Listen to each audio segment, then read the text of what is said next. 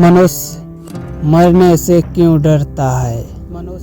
श्री कृष्ण जी कहते हैं, जीवात्मा बाल, युवा और वृद्ध शरीर को प्राप्त करती है। वैसे ही जीवात्मा मरने के बाद भी नया शरीर प्राप्त करती है। इसीलिए जो वीर पुरुष होते हैं वो मृत्यु से घबराते नहीं। श्री कृष्ण कहते हैं, ना ये शरीर तुम्हारा है ना तुम शरीर के हो। ये अग्नि, जल, वायु, पृथ्वी, आकाश से मिलकर बना है और इसी में मिल जाएगा, परंतु आत्मा स्थिर है। फिर तुम क्या हो और क्यों रोते हो? आत्मा अजर अमर है। जो लोग इस आत्मा को मारने वाला या मरने वाला मानते हैं वे दोनों ही नासमझ हैं। आत्मा ना किसी को मारती है और ना ही किसी के द्वारा मारी जा सकती है। आत्मा ना कभी जन्म लेती है और ना मरती ही है। शरीर का नाश होने पर भी इसका नाश नहीं होता है। तुम अपने आप को भगवान को अर्पित करो। ये सबसे उत्तम सहारा है। जो इसके सहारे को जानता है वह भय, चिंता, शोक से सर्वदा मुक्त रहता है।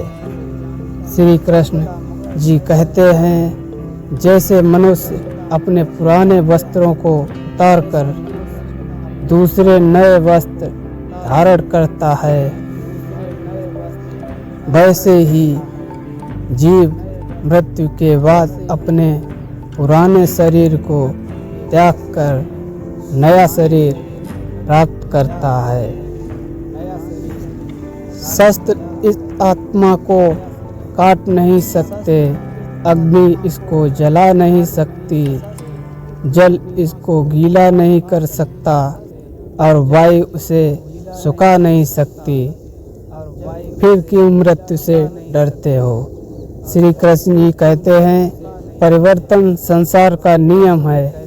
जिसे तुम मृत्यु समझते हो वही तो जीवन है। एक क्षण में तुम करोड़ों के स्वामी बन जाते हो और दूसरे ही क्षण में तुम दरिद्र हो जाते हो।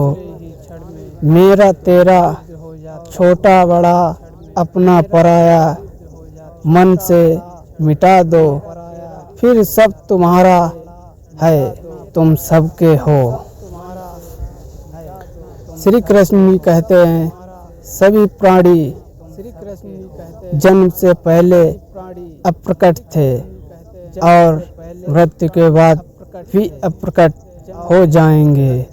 केवल जन्म और मृत्यु के बीच प्रकट दिखते हैं। फिर इसमें शोक क्यों करते हो? सम्मानित व्यक्ति के लिए अपमान मृत्यु से भी बढ़कर होता है। जो बहुत वह अच्छा हुआ, जो भी होगा वो अच्छा होगा, जो हो रहा है वो अच्छा होगा। श्री कृष्ण जी कहते हैं, तुम भूतकाल का पश्चाताप ना करो, भविष्य की चिंता ना करो, वर्तमान में चलते रहो। क्रोध से भ्रम पैदा होता है, भ्रम से बुद्धि व्यक्त होती है। जब बुद्धि व्यक्त होती है तब तर्क नष्ट हो जाता है। जब तर्क नष्ट हो जाता है तब व्यक्ति का पतन हो जाता है।